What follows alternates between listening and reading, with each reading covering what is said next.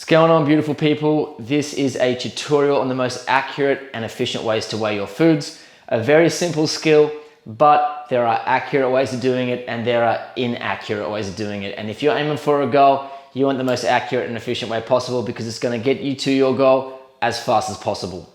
Now, these are some plain Jane kitchen scales, digital ones that I got from Kmart for 10 bucks. If you're in the US, try Home Depot or a variety of other stores.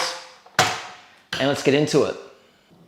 Now, the first thing you want to do is select your unit of measurement. These are already in grams, but if you prefer ounces, you can press the unit button and you'll get Oz instead of grams.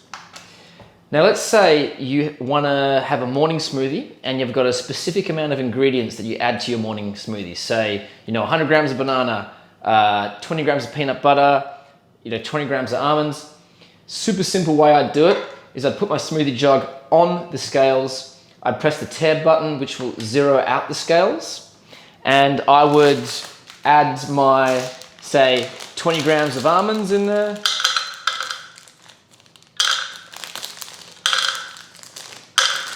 And then once I've got my 20 grams in there, I'll press the tab button, which will zero out the scales again. And then I'll put in, say, my cacao nibs, 10 grams of cacao nibs.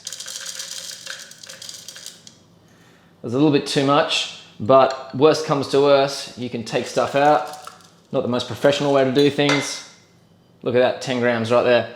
And then I would go the tab button, zero it out again. So super simple stuff, guys. Every time you add a food and you're finished adding it, you just zero out the scales and start again so you get the right measurement for every food that you're adding. Now, if you say have a plate and it's too big for the scales, I just have my plate on the side and I put a smaller bowl on the scales and then I'd weigh my foods in that smaller bowl and then put it onto the plate.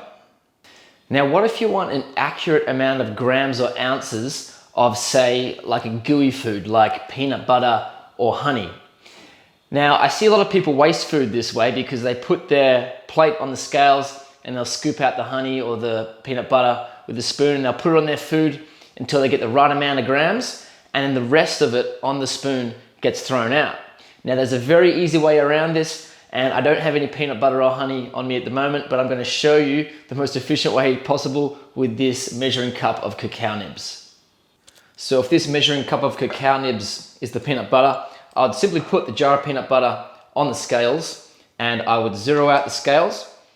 And once it's zeroed out, all I'd do is I'd get my spoon, I'd go into the peanut butter, and let's say I want 10 grams of peanut butter, and I would literally take, look at that, almost 10 grams. I would take it out on the spoon, and whatever the scales are in minus is the exact amount of peanut butter that I've taken out. There we go.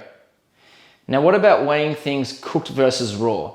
This is where it can get a little bit tricky, but there's a very simple formula here. Now, if you're working with me, I've given you your nutrition plan in raw, and that's because that's the most accurate way to weigh your foods. The way that you cook them is always different to the way that someone else cooks them, so weights vary after foods are cooked. Now, let's say you're doing your meal prep and you've got 1 kilo of chicken. So 1 kilo is 1,000 grams. So 1,000 grams of chicken. And after you cook it, you've got 710 grams of cooked chicken. All you do is you go 710 divided by 1,000 will give you 0.71. Now you know that 1 gram of uncooked chicken equals 0.71 grams of cooked chicken. Now, if your meal plan says you need 100 grams of raw chicken, all you do is you times 100 with 0.71, and you know that you need 71 grams of cooked chicken. Now, hypothetically speaking, let's say you've got a meal plan from someone else and it's telling you to eat 100 grams of cooked chicken, and you want to work out how much raw chicken you need to cook for it to equal that 100 grams. This is the same thing that we've just done, but instead of going 710 divided by 1,000, we go 1,000 divided by 710 will equal 1.4. Now we know that 1 gram of cooked equals 1.4 grams of raw. So all you do is you cook 140 grams of raw chicken, and that will equal your 100 grams cooked. Now, whether you're cooking rice, pasta, meats, vegetables, whether they're in the oven, the stovetop, the microwave, it doesn't matter. As long as you're weighing your food before and after, and you're dividing the raw weight with the cooked weight, or the cooked weight with the raw weight, this method will work for any foods, no matter which way you cook them. So guys, that's it for my most efficient ways to weigh your foods. I hope you liked this video. I hope it helps you out, and I look forward to seeing you in the next one.